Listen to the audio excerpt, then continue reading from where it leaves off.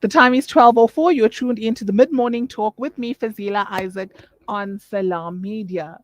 Don't forget, you are able to engage with us on our social media platforms: WhatsApp, Facebook, Twitter, and you can get us on our streaming platform, www.salammedia.com.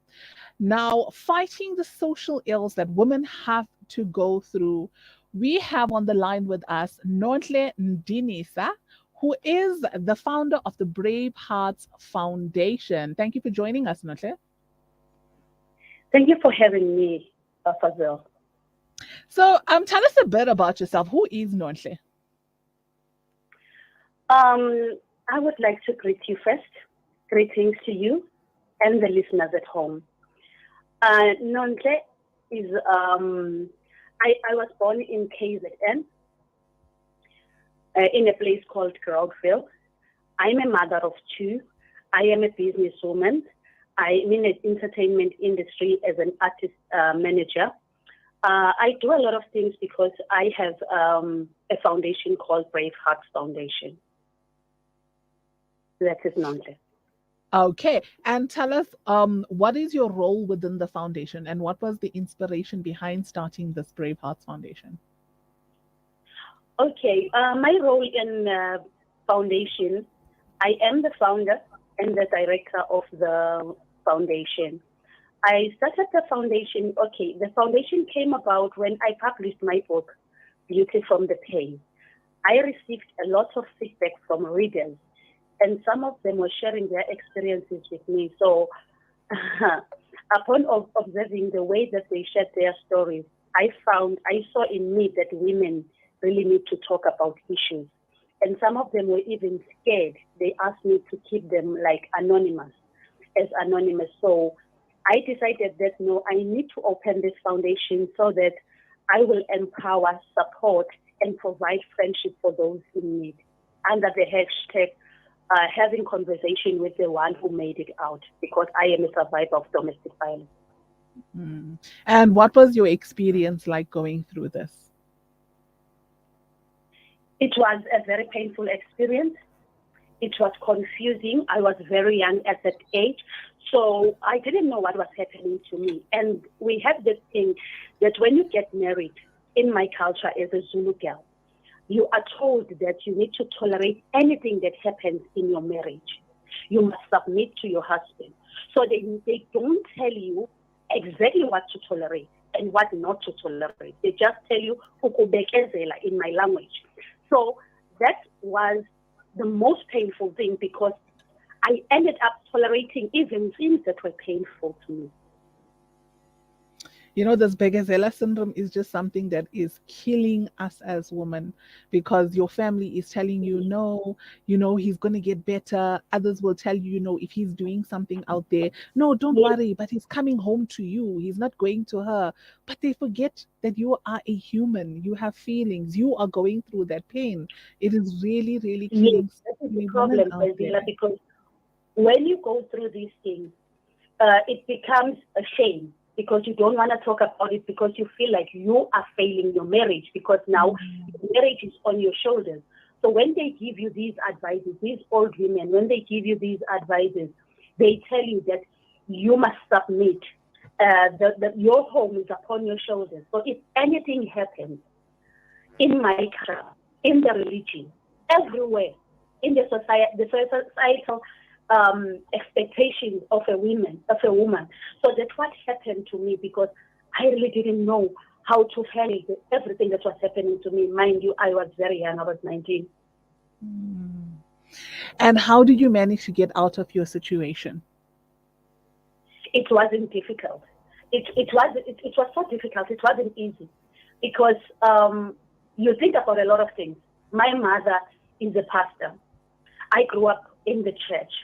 So I didn't want to fail my mother. I didn't want my mother to feel shame of me coming back home, because she was supposed to still stand in front of the church and preach. So now my problem was that if I go home as a failure, I believe that if I left my marriage, I will be a failure. And at that time, that's how a woman who divorced they labeled you as a failure. There was a stigma around the divorce. Mm. So it was Yeah. very difficult for me to leave. But at the end of the day, a lot happened in that marriage. It was a marriage of 8 years. Mm. So a lot happened in that marriage, but until he beat me to a point where I was unconscious while I was pregnant. When I was in hospital, I decided no, I won't die in the hands of this man. Your foundation, Brave Hearts Foundation, this is exactly who you are, a brave heart. Absolutely. Yes, I am thank so proud you. of you for even leaving something like this before you ended up Mm, being a statistic. So, so proud of you for this.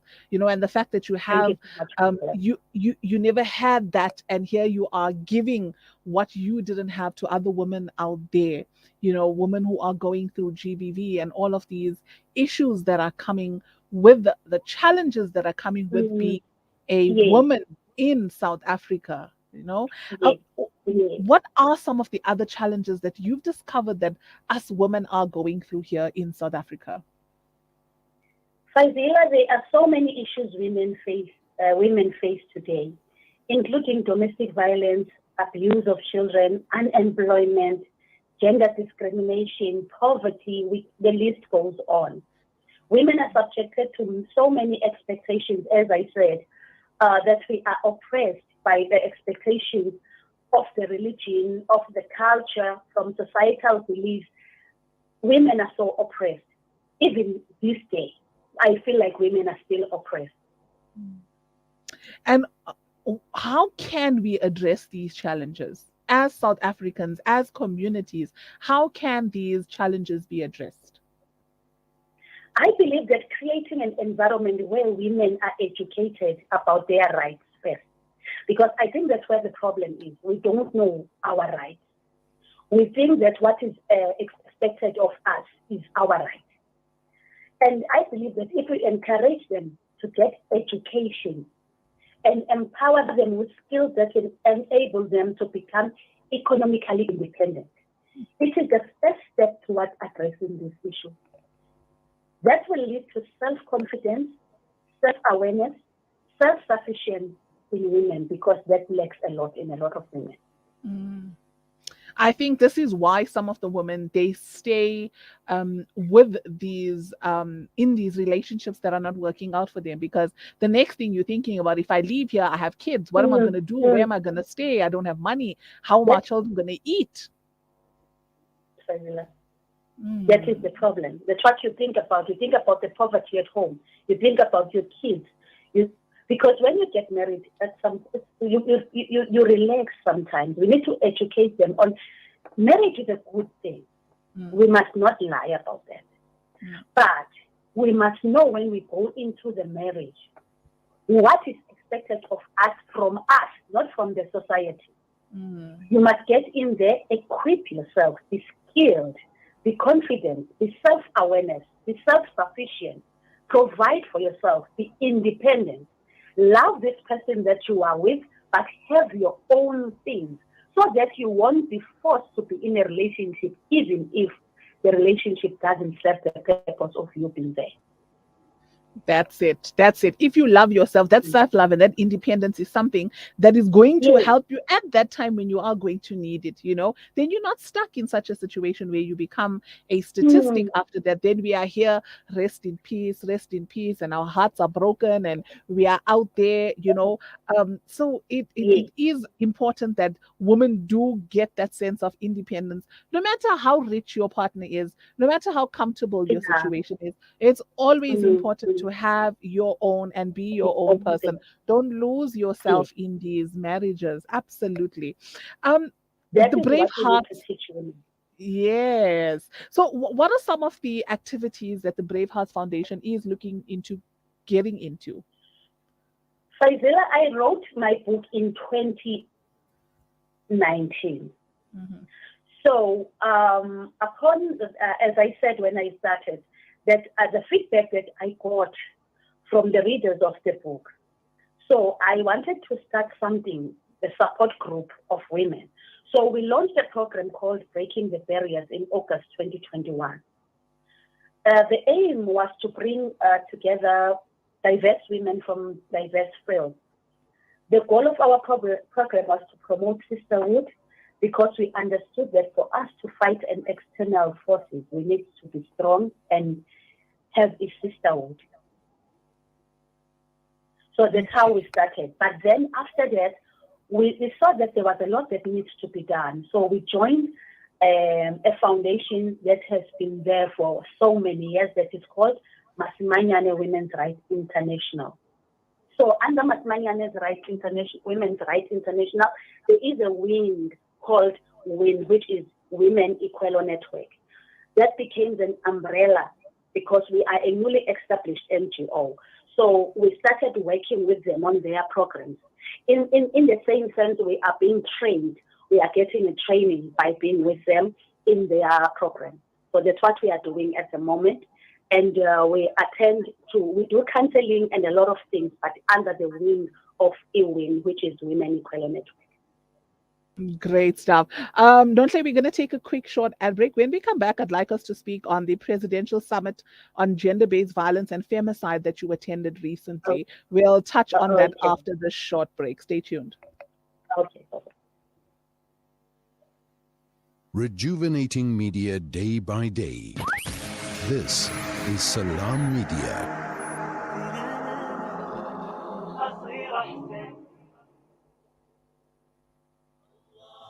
Thousands of Syrian, Palestinian refugees and Lebanese children do not have access to education. Amman means safety and is a school that provides formal education from kindergarten to grade 9. Africa Muslims Agency aims to provide 650 children with education that will change the trajectory of their lives and their families' lives. Fulfill your intention by fulfilling their dreams. Donate 16,000 Rand per child or any amount.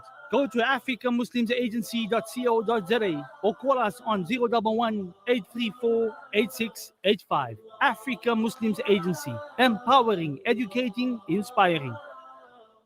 With so many investment options today, it's only natural that you might feel a little confused which route to take. Should I buy shares or should I invest in gold bullion?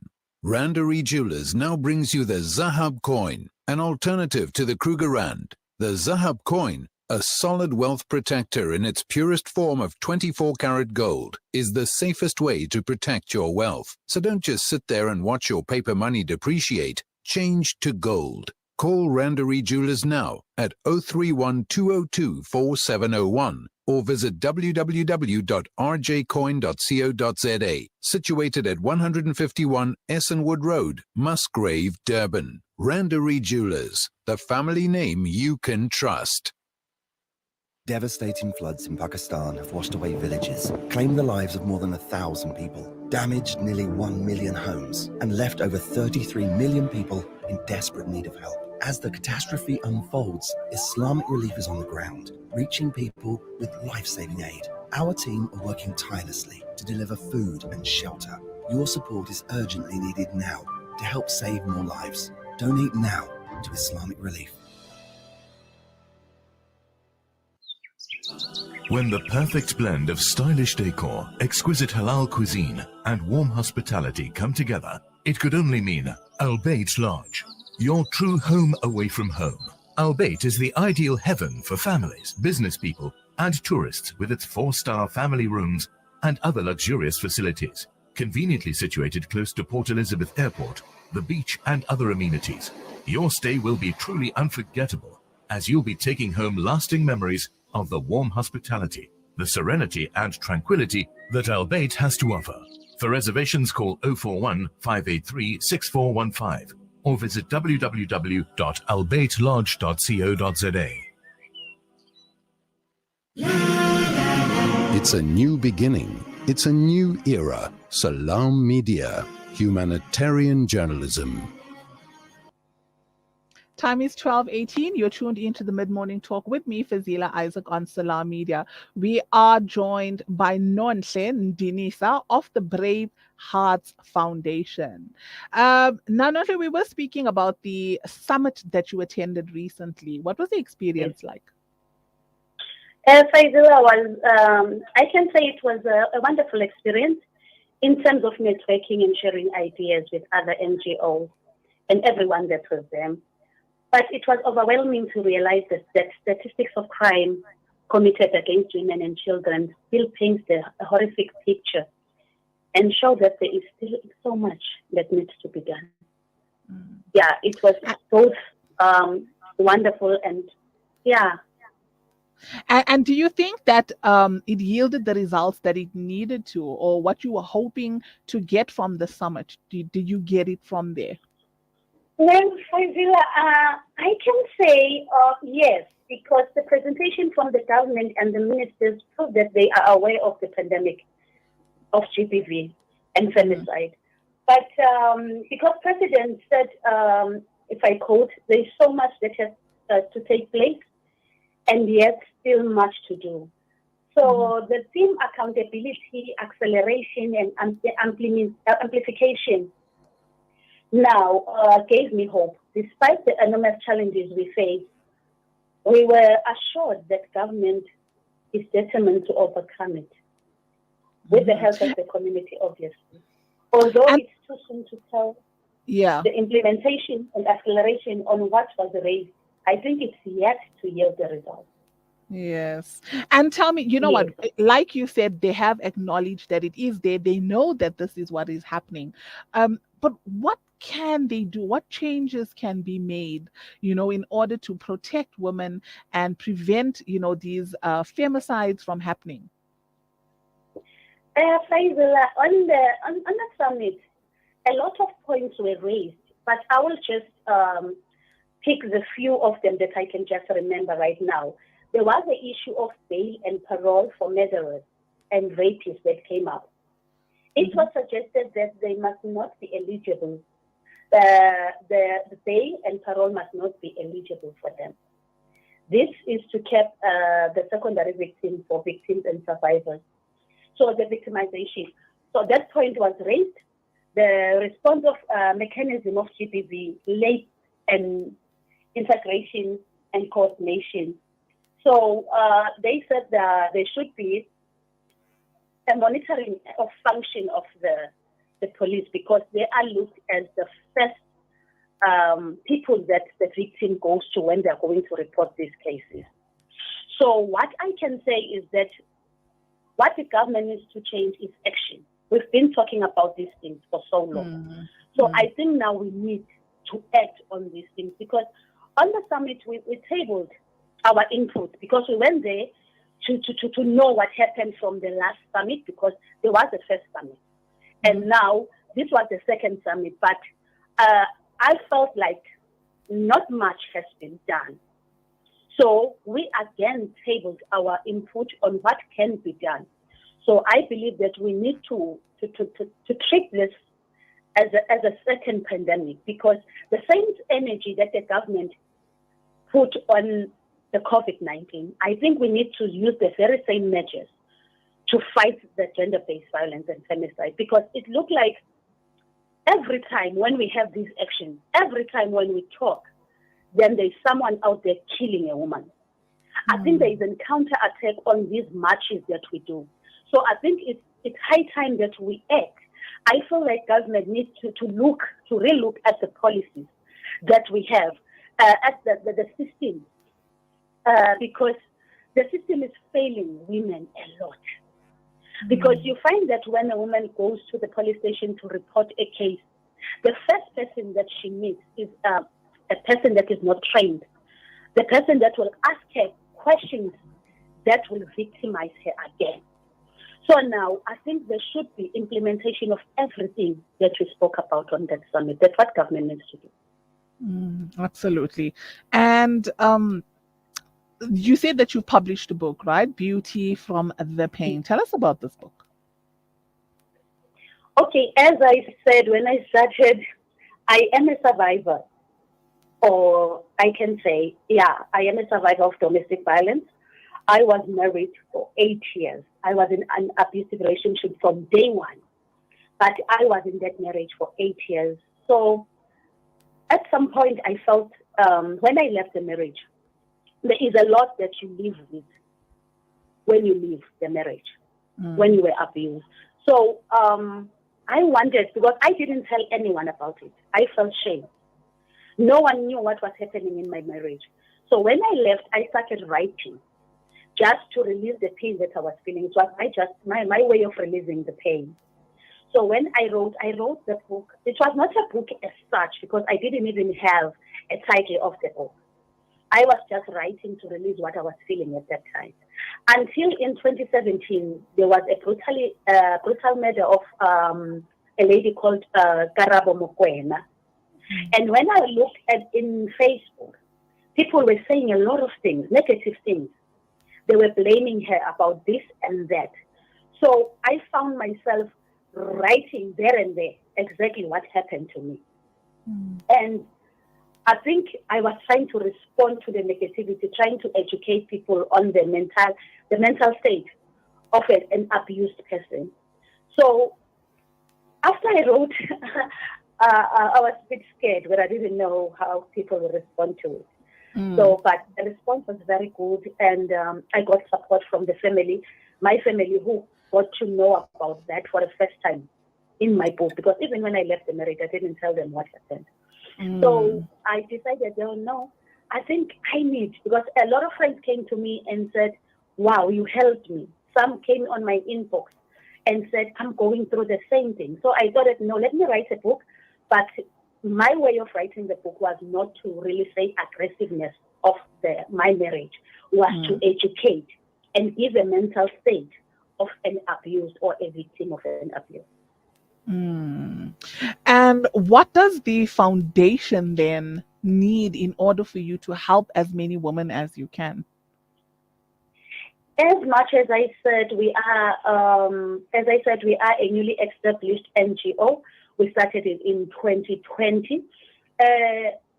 Like any other NGO, we need funding and we need training. I think if there's anyone listening who can train us more on these issues, because I approach these issues from my experience.